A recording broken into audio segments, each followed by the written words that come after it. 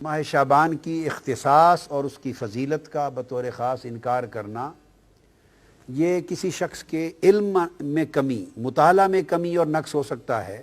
یہ حق نہیں پہنچتا کہ مطالعہ کی کمی، علم کی کمی کی وجہ سے کوئی چیز، کسی بدیہی حقیقت کا کوئی شخص انکار کر دے۔ اسی طرح بعض اوقات بعض لوگ، بعض سپیکرز، بعض سکولرز، بعض تبلیغ کرنے والے، خطاب کرنے والے بے دھڑک کہہ دیتے ہیں کہ شب برات کی کوئی حقیقت نہیں ہے، اور 15 شعبان معظم یعنی شعبان کے نصف شب کی، جو نصف شعبان کی اس مبارک رات کی کوئی فضیلت، کوئی اہمیت اور کوئی تخصیص نہیں ہے، بے دھڑک بیان کر دیتے ہیں کہ یہ بھی سراسر زیادتی، اسلام پر زیادتی اور اپنی جہالت پر پردہ ڈالنے کے مترادف ہے۔ حضور علیہ السلام نے فرمایا کہ آدھا علم ہے اپنی لا علمی کا اقرار کر لینا۔ اگر کسی کے علم میں ایک چیز نہیں ہے اور وہ کہے کہ میرے مطالعہ میں نہیں گزری، تو یہ بڑی تقویٰ کی بات ہے، اچھی بات ہے۔ اہل علم کا شیوا ہے کہ یوں کہے کہ میرے علم میں نہیں آئی، میرے مطالعہ میں نہیں آئی۔ یہ حق نہیں پہنچتا کہ کہے اس کی کوئی حقیقت نہیں۔ حضور علیہ السلام نے فرمایا، اور یہ سنن نسائی میں ہے، جس میں آقا علیہ السلام نے فرمایا اس مہینے میں اعمال اٹھائے جاتے ہیں اللہ کے حضور ماہ شعبان میں، اور میں مسلسل روزے اس لیے رکھتا ہوں کہ میں محبت کرتا ہوں کہ میرے اعمال ماہ شعبان میں اللہ کے حضور پیش ہوں تو میں صائم ہوں، یعنی روزہ دار ہوں۔ اسی ضمن میں اگلی حدیث پیش کر رہا ہوں، جسے مسند ابو یعلا میں امام ابو یعلا نے روایت کیا ہے، اور ایسی سند کے ساتھ کہ جو سند متعون نہیں ہے، جس پر تان نہیں ہے جس سند پر، اور وہ بھی ام المومنین حضرت عائشہ صدیقہ رضی اللہ تعالی عنہ روایت کرتی۔ آقا علیہ السلام نے فرمایا ان النبی صلی اللہ علیہ وآلہ وسلم کان یصوم شعبان کلہ، آقا علیہ السلام پورا ماہ شعبان روزے رکھتے۔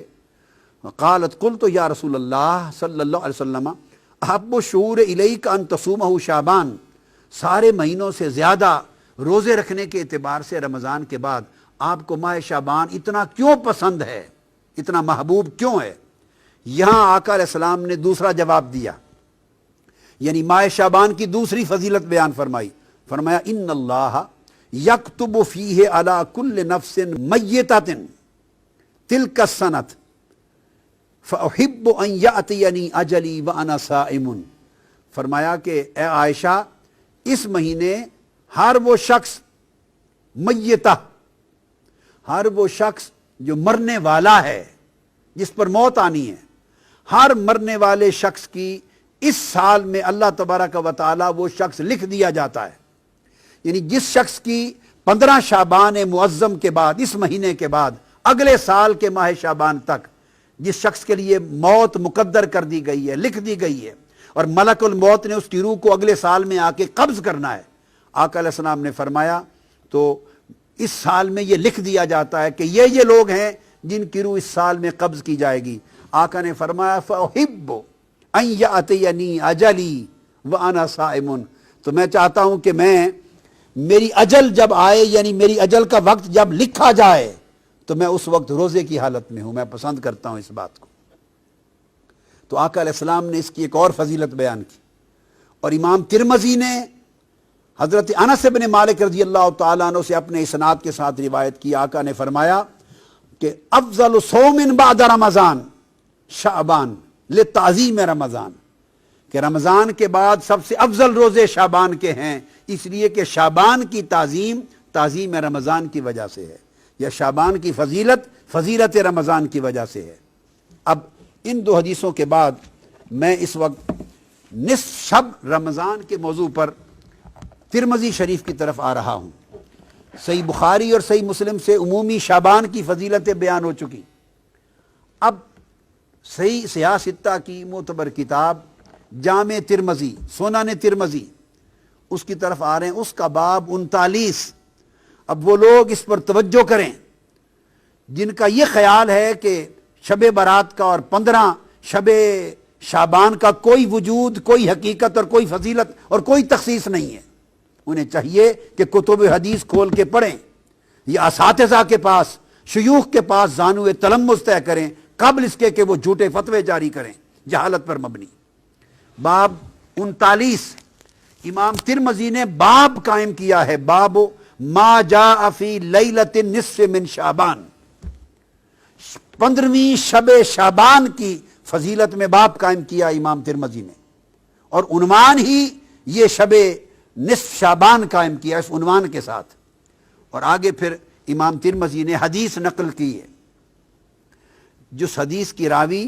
پھر ام المومنین حضرت عائشہ صدیقہ رضی اللہ تعالی عنہا ہیں، اور ان سے روایت کیا ہے حضرت عروہ نے عن عروۃ عن عائشہ رضی اللہ تعالی عنہا قالت فقدت رسول اللہ صلی اللہ علیہ وآلہ وسلم لیلۃ فخرجت فاذا هو بالبقیع۔ اب یہاں دو باتیں ثابت ہوں گی۔ ام المومنین عائشہ صدیقہ رضی اللہ تعالیٰ عنہ فرماتی ہیں اس 15 شعبان کی رات تھی، جسے ہم شب برات کہتے ہیں، یہ 15 نصف شعبان کی رات تھی۔ میں نے اچانک رات کو دیکھا کہ آقا علیہ الصلوۃ والسلام اپنے بستر مبارک پہ آرام فرما نہیں تھے۔ جب میں نے دیکھا کہ بستر پہ آرام فرما نہیں ہیں تو میں فوراً گھر سے نکل پڑی آپ کی تلاش میں۔ جب تلاش میں نکلی تو فیضا ہوا بالبقیع، میں نے آقا علیہ السلام کو جنت البقیع یعنی بقیع کے قبرستان میں پایا۔ یہاں سے دو باتیں ثابت ہوئیں، ایک امام ترمذی کا 15 شعبان کی شب کے عنوان سے پورا باب قائم کرنا، اور سیدہ عائشہ صدیقہ رضی اللہ تعالی عنہا سے آقا علیہ السلام کی اس سنت کو روایت کرنا کہ 15 شعبان کی شب اٹھ کر عبادت کرنا آقا علیہ السلام کی سنت تھا بطور خاص۔ اور صرف عبادت نہیں، اس شب آقا علیہ السلام قبرستان تشریف لے گئے، جنت البقیع میں تشریف لے گئے، تو دو سنتیں ثابت ہوئی۔ بعض لوگ اس مغالطے میں بھی مبتلا ہیں، اور میں نے پڑھا ہے بعض اخبارات میں، بعض لوگوں نے کہہ دیا کہ قبرستان جانا اور فاتحہ کرنا بھی اس رات میں کہیں ثابت نہیں ہے۔ تو دیکھیے یہ سنن ترمذی کے باب سے ثابت ہے، آقا علیہ السلام کی سنت سے ثابت ہے کہ عائشہ صدیقہ رضی اللہ تعالی عنہا نے آپ کو جنت البقیع میں پایا، اور جب آپ ان کے پاس پہنچی تو آقا علیہ السلام نے فرمایا اکنت تخافین ان یحیف اللہ علیک ورسولہ، اے عائشہ صدیقہ رضی اللہ تعالیٰ عنہ، دوڑتی دوڑتی مجھے تلاش کرنے کے لیے آئی ہو، تمہارا کیا خیال ہے اللہ اور اللہ کا رسول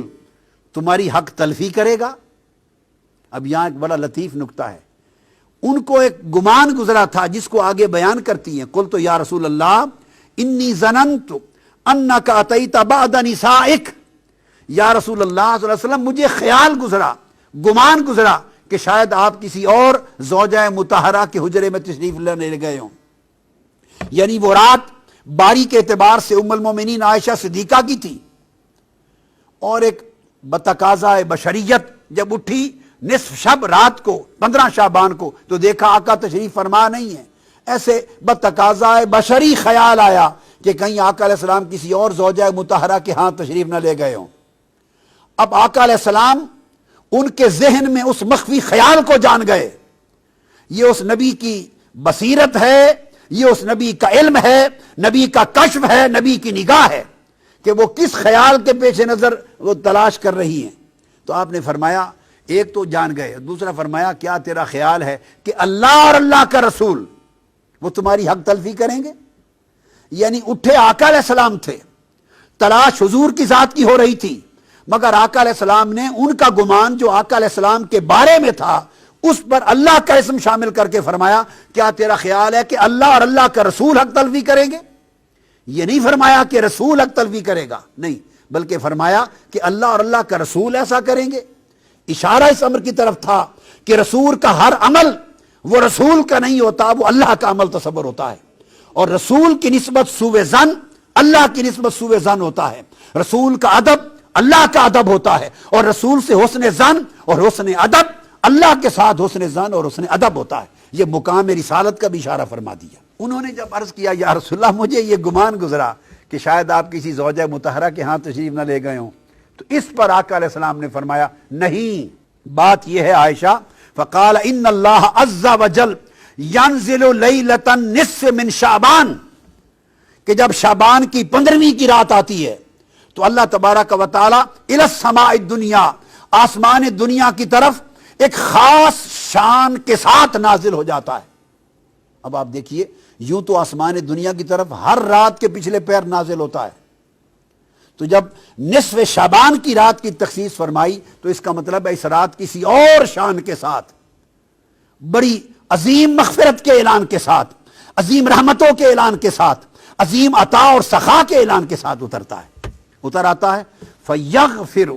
لِأَكْثَرَ مِنْ عَدَدِ شَعْرِ غَنَمِ كَلْبٍ۔ تو ایک قبیلے کا ذکر کیا جن کے پاس بہت بکریاں ہوتی تھی، فرمایا وہ قبیلہ جس کے پاس دنیا میں سب سے زیادہ بکریاں ہیں، ان بکریوں کے اوپر جتنے بال ہیں ان بالوں سے بھی بڑھ کر اس رات اللہ میری امت کی بخشش فرما دیتا ہے۔ اس لیے اس کو شب برات کہتے ہیں کہ اس رات دوزخ سے آزادی ہوتی ہے، برات ہوتی ہے، بخشش کا اللہ کی طرف سے اعلان ہوتا ہے۔ اور اس کے بعد امام ترمذی روایت کرتے ہیں وَفِي الْبَابِ عَنْ أَبِي بَكْرٍ الصِّدِّيقِ، اسی باب میں اسی موضوع پر یہ حدیث سیدنا ابو بکر صدیق رضی اللہ تعالیٰ عنہ نے بھی روایت کی ہے۔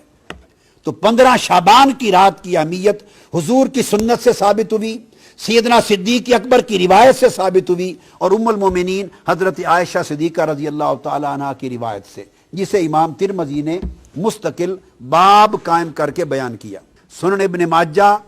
اس کا باب سن لیجئے، باب ما جاء فی لیلۃ النصف من شعبان، 15ویں شعبان کی رات کے بارے میں بیان، یہ امام ابن ماجہ نے روایت کیا، اور یہ روایت کرتے ہیں سیدنا علی ابن ابی طالب رضی اللہ تعالیٰ عنہ سے۔ اب وہ راوی ہیں سیدنا مولا علی مرتضیٰ روایت کرتے ہیں قال قال رسول اللہ صلی اللہ علیہ وآلہ وسلم اذا کان لیلۃ النصف من شعبان۔ اب وہاں حضور علیہ السلام کی سنت کا بیان تھا کہ اٹھ کر 15 شعبان کی شب کو عبادت کرنا اور بطور خاص بقی میں قبرستان میں جا کر مرحومین کی بخشش کے لیے بھی دعا کرنا، اور اپنی بار اللہ کے حضور اپنی التجائیں بھی کرنا، اور آخرت کو بھی یاد کرنا۔ یہ ایک سنت تھی۔ اسی سنت کے تحت اس شب مسلمانوں کی بھاری اکثریت قبرستان جا کے فاتحہ خوانی کرتے اور اپنی آخرت اور موت کو یاد کرتے ہیں۔ یہ آقا علیہ السلام کی سنت ہے۔ اب اس کے بعد سیدنا مولا علی المرتضیٰ عن علی ابن ابی طالب رضی اللہ تعالیٰ عنہ، آقا علیہ السلام نے فرمایا کہ جب شعبان کی 15ویں رات آتی ہے تو آقا فرمایا فَقُومُوا لَيْلَهَا وَصُومُوا نَهَارَهَا، جب 15ویں شعبان کی شب آئے، شب برات، تو لوگوں اس رات قیام کیا کرو، نوافل پڑھا کرو، عبادت کیا کرو، اور اس کے دن کو یعنی 15ویں شعبان کے دن کو روزہ رکھا کرو۔ کیوں؟ پھر آقا علیہ السلام نے سبب بیان کیا، فرمایا فَإِنَّ اللَّهَ يَنزِلُ فِيهَا لِغُرُوبِ الشَّمْسِ إِلَى سَمَاءِ الدُّنْيَا۔ اب فرق یہ ہے، ہر رات اور 15ویں شعبان کی رات میں فرق یہ ہے، ہر رات اللہ تعالیٰ نصف شب کے بعد جب آخری حصہ رات کا 1/3 رہ جاتا ہے تو آخر شب اپنا نزول اجلال فرماتا ہے، نزول رحمت فرماتا ہے، اور اس وقت آسمان دنیا پہ آ کے بندوں کی بخشش کے لیے ندا فرماتا ہے۔ یہ آخر شب ہے۔ اور 15 شعبان کی رات کی خصوصیت یہ ہے، آقا نے فرمایا ینزل فیہا لغروب الشمس الی سماء الدنیا، کہ ادھر سورج غروب ہوتا ہے 14ویں شعبان کا، تو غروب آفتاب کے ساتھ ہی اللہ تعالیٰ آسمان دنیا پر اپنی شان قدرت کے ساتھ نزول اجلال فرماتا ہے، اور طلوع فجر تک اللہ تعالیٰ انسانوں کے قریب آسمان دنیا پر آ کر لوگوں کی بخشش و مغفرت کا سامان فرماتے رہتے ہیں۔ فَيَقُول، اور اللہ پاک فرماتا ہے اَلَا مِن مُسْتَغْفِرٍ لِّي فَأَغْفِرَ لَهُ۔ 15 شعبان کی شب اللہ پاک غروب آفتاب کے بعد سے اعلان فرمانا شروع کرتے ہیں، ہے کوئی مجھ سے استغفار کرنے والا، گناہوں کی معافی مانگنے والا، سو میں اس کو معاف کر دوں۔ الا مسترزقن فارزقہ، ہے کوئی مجھ سے رزق طلب کرنے والا، سو میں اس کے رزق میں وسعت عطا کر دوں۔ الا مبتلن فاعافیہ، ہے کوئی مصائب و آلام میں مبتلا شخص مجھ سے مانگے سو میں اس کو عافیت عطا کر دوں۔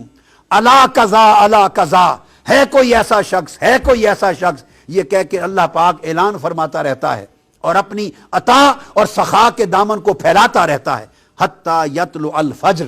حتیٰ کہ فجر طلوع ہو جاتی۔ یہ امام ابن ماجہ نے باب قائم کیا۔ کثرت کے ساتھ اس سبجیکٹ پر احادیث آئی ہیں اور ائمہ حدیث نے ابواب قائم کیے ہیں کہ یہ گمان کرنا کہ اس کی کوئی حقیقت اور بنیاد نہیں، یہ سوائے جہالت اور لا علمی کے اور کتب حدیث اور ذخیرہ حدیث سے بے خبر ہونے کی اور کسی چیز پہ دلالت نہیں کرتی۔ سب سے پہلے نئی ویڈیوز کو حاصل کرنے کے لیے شیخ الاسلام ڈاکٹر محمد طاہر القادری کے آفیشیل یوٹیوب چینل کو سبسکرائب کریں اور بیل آئیکن کلک کریں۔